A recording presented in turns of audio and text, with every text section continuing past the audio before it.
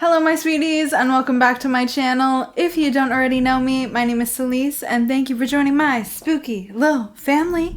In today's video, we are talking about 8 found footage horror movie gems. Let's get into the video.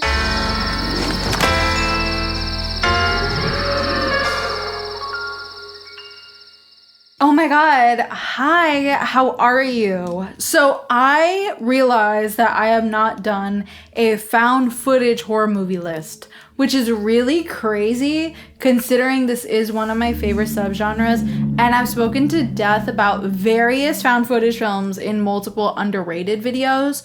So I figured we need a video specifically directed to found footage horror hidden gems because there surprisingly are a lot of hidden gems. It just so happens that a lot of them have really bad posters, and I think everybody is just like, ooh, that looks really bad, I'm not gonna give it a shot. So today, I've got you covered, babe. And now, let's start at number 8, and that is going to be Found Footage 3D. A group of filmmakers set out to make the first 3D found footage horror movie, but find themselves in the first 3D found footage horror movie when the evil entity from their film escapes into their behind the scenes footage. Girl, I'm gonna tell you right now, I thought the same thing. I know you're thinking what I'm thinking. I saw the poster for this. I saw the title, Found Footage 3D, okay? And I was like, I don't know about all that, okay? I watched this one with like little to no hope, you know? And let me just tell you, banger. Banger! Absolutely love this movie. I talk about this movie all the time when I talk about found footage to my friends. A lot of the time to my friends who kind of just casually watch found footage, I'm like, but have you seen Found Footage 3D? And they're always like, girl, what is that? Well, let me tell you, this film knows what it's all about. It's campy, it's iconic. You will love Found Footage 3D. If you are into a film that's in on the joke, knows what it's doing, knows exactly the kind of audience that is here for it, you will love Found Footage 3D. Everybody has great chemistry, and overall, I really felt like the movie was engaging from start to finish. And when I tell you that it really is a hidden gem, because I hardly hear people talk about this one. It was on Shudder when I watched it. I don't know if it's still there. It might be. But if it is, you absolutely have to watch it. It is so much fun. Now at number 7, we have Incantation. Inspired by the true story of a family who believed they were possessed by spirits, this film follows a woman who must protect her child from a curse. Incantation is actually really scary. I'm not gonna hold you guys. I'm somebody that I don't mess with the brujeria. You guys know I'm Puerto Rican. I don't mess with any of that. I was watching Incantation and I was like, yo, absolutely not. No me diga. She starts chanting some brujeria shit. And when I tell you that there was a moment where I was like, am I safe? I'm so serious. I am so sensitive to that kind of shit. I feel like anyone that kind of has grown up in a culture that like has a lot of brujeria and folklore in it, you guys know what I'm talking about. I was a little bit nervous, and then I had to remind myself, you know, this is just a movie and everything is fine. This is not what my grandma's talking about. It's okay. Anyways, Incantation is a lot of fun. Outside of the fact that it really is a nerve-wracking film, I gotta say the acting in this one is really, really good as well, and it genuinely has some great scares. Honestly, the way that the whole film is shot is really good too. I think it's a really creative found footage horror film. It's one that I kind of wish more people spoke about because it really is worth your time. And I do think it will get under your skin. Watch this one with the lights off, maybe light a little candle, and just completely engage yourself in this, and I really think you're gonna have a good time. And now let's move on to number 6. At number 6, we have Hangman. Returning from vacation, the Miller family find their home has been broken into. After cleaning up the mess, they continue with their lives, shaking off the feeling of being violated. But little do they know, the nightmare has just begun. Listen to me. I watched this specifically because I saw Jeremy Sisto is in it. You guys know I love May so much, and Jeremy Sisto is one of my favorite super underrated actors. Love him. I think he is so talented, and he's just such a natural. He just has that natural charisma. This did not disappoint me because we get a really good performance from Jeremy Sisto. I will say that Hangman is not like groundbreaking by any means when it comes to the genre, but I do think that it does have some creepy elements, and I feel like it's a really fun one to watch with a bunch of friends, again with all of the lights off. This one a little bit has kind of a Paranormal Activity effect, but nowhere near as iconic and nowhere near kind of as nerve-wracking as Paranormal Activity. But Hangman is a really fun time. I think there are genuinely some disturbing moments, and all the acting is really good, and I just love seeing Jeremy Sisto play a dad. He has great chemistry with the kids, and it was made for me. This is an easy watch, something that you can just throw on. You will not regret it, I hope. I think it's a really fun found footage film that a lot of people don't seem to talk about. So, you know, if you're a Jeremy Sisto girly too, I got you. And next, we have one that was recommended to me by a couple people over on Instagram, because I did ask you guys if you had any good found footage recs for me. And this one did not disappoint me. This one at number 5 is The Dirties. The line between reality and fiction starts to blur when two best friends start making a movie about getting revenge on bullies. The Dirties is a film that feels really, really independent.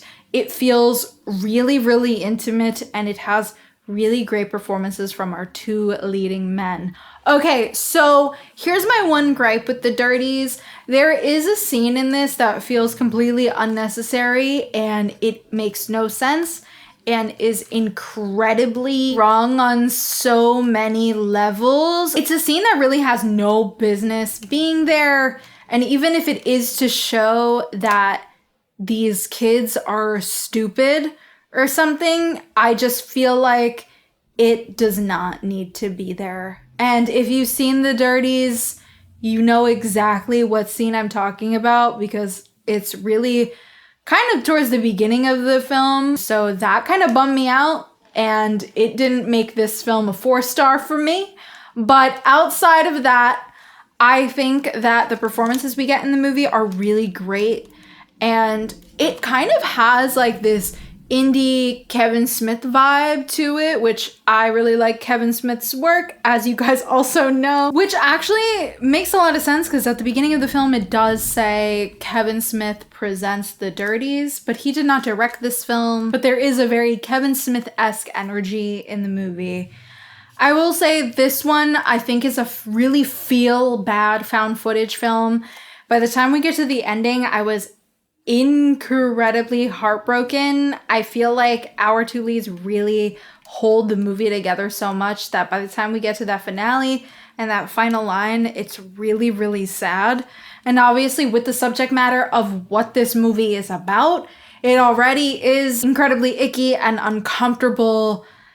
And so it's a feel bad one for sure. Make sure you're doing all your trigger warning research and all that. But I will say, if you're looking for one that's really gonna make you just feel terrible after, you should check out The Dirties. Ooh, and now at number 4, I'm super excited because we are gonna be talking all about Butterfly Kisses. A filmmaker discovers a box of videotapes depicting two students' disturbing film project featuring a local horror legend, the Peeping Tom.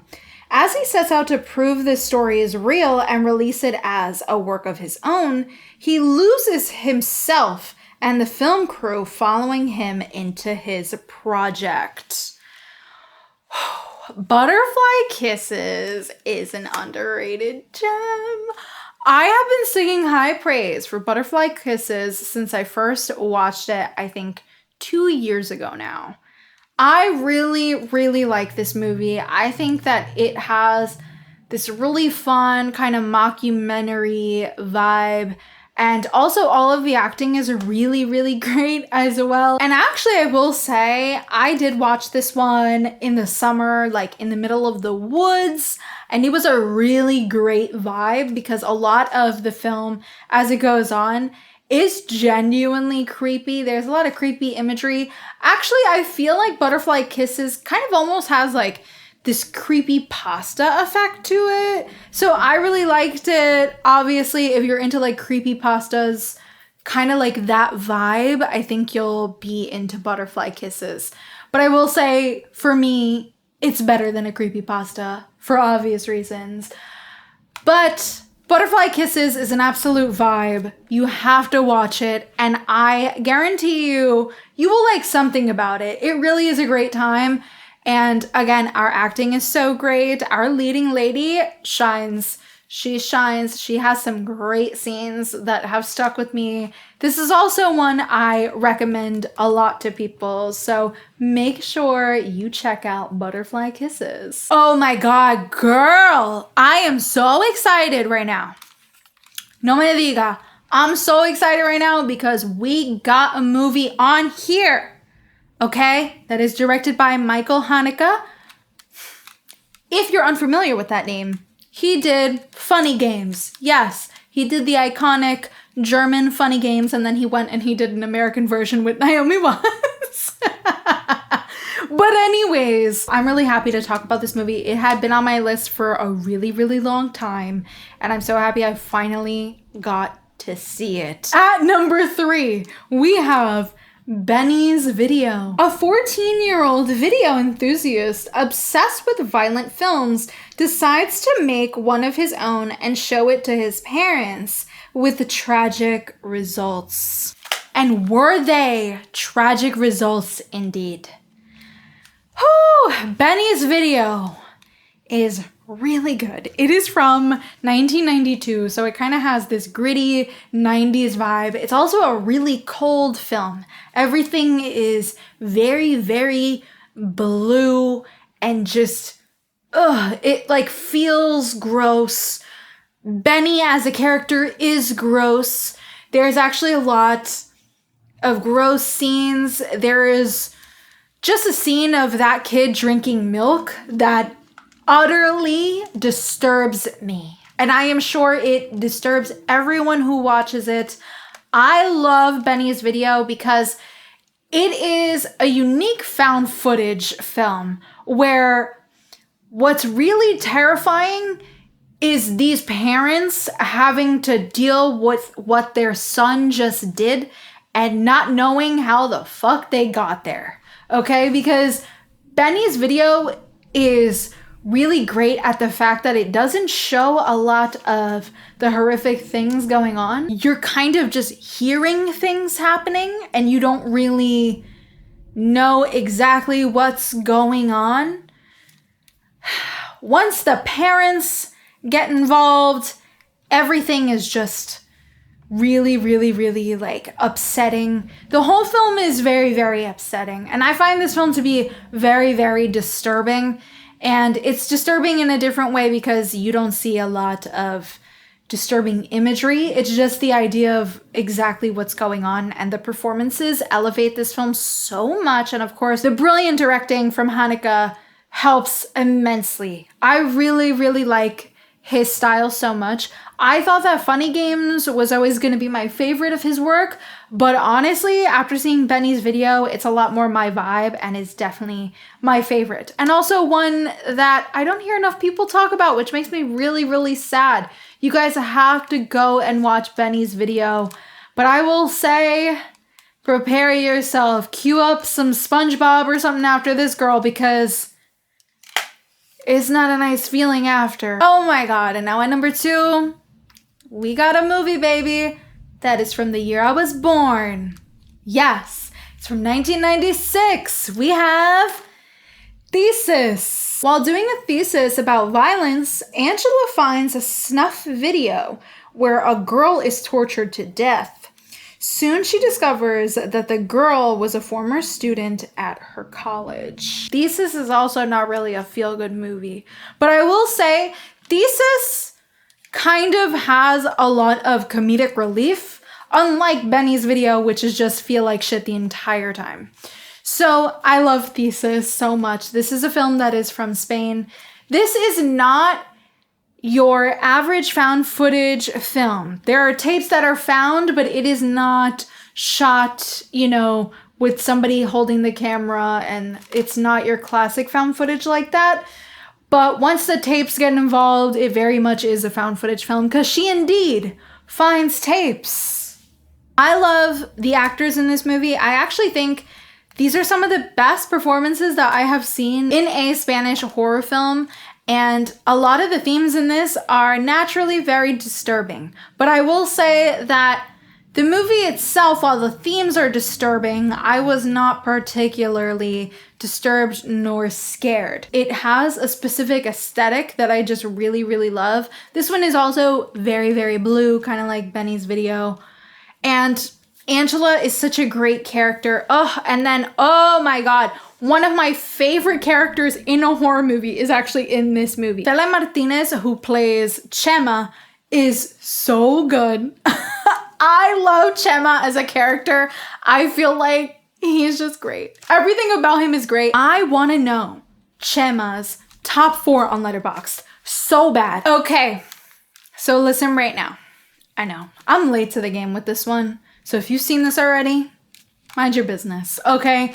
I just discovered this one, and I do feel like, still, I don't feel like enough people talk about it. At number 1, we have Ghostwatch. For Halloween 1992, the BBC decides to broadcast an investigation into the supernatural, hosted by TV chat show legend Michael Parkinson. Parky, assisted by Mike Smith, Sarah Green, and Craig Charles, and a camera crew, attempt to discover the truth behind the most haunted house in Britain. This groundbreaking live television experiment does not go as planned, however. Ghostwatch is actually really scary. I love this movie. I'm going to tell you guys right now, I know we recently got Late Night with the Devil. Late Night with the Devil feels heavily inspired by Ghostwatch and obviously a lot of other films, but it feels very inspired by Ghostwatch. I actually think they would be great companion pieces to watch together. However, I do think that Ghostwatch is actually a lot scarier than Late Night with the Devil. I love everything about this. It is very British, and it also just is so good. I love the way that the film is shot. I love the way the scares are shot. There's something also about this that kind of has like a Conjuring 2 feeling. I really enjoy Ghostwatch. I think it's such a great Halloween horror film. This is one that if you have nothing to do on Halloween, you should absolutely watch it. I actually watched it a couple days before Halloween last year, and it was just great to add to my spooky season. And as we are approaching spooky season, girlies, it's September. You got to get that watch list ready. You need a Ghostwatch in there. There's some great moments that are genuinely funny, and there are some gag-worthy moments, and all of the acting is so great. It just has a really authentic feel. Like you really feel like you're watching one of those late night television shows. I love it. And it's guaranteed you will fall in love with the aesthetic of the film too. It weirdly has this comforting vibe as well, even though it is a rather scary film. I also think Ghostwatch is really unique and was definitely unique for its time. And I think it's timeless now. Like it still works so well. And I do think actually had I seen Ghostwatch before Late Night with the Devil, I probably would have been like, oh my God, they just like redid Ghostwatch. But anyways, I like both films, but I think Ghostwatch really is something special. All right, baddies, that is it for today's video. Thank you so much for watching. Don't forget to like and subscribe as it really helps me a lot. And be sure to click that little notification bell to be up to date every single time I upload. And let me know in the comments any found footage horror films that you would like to recommend to me. And also, please let me know if I gave you one you haven't seen. I'd love to talk about it. Thanks so much for watching, and I will see you guys in the next one. Bye.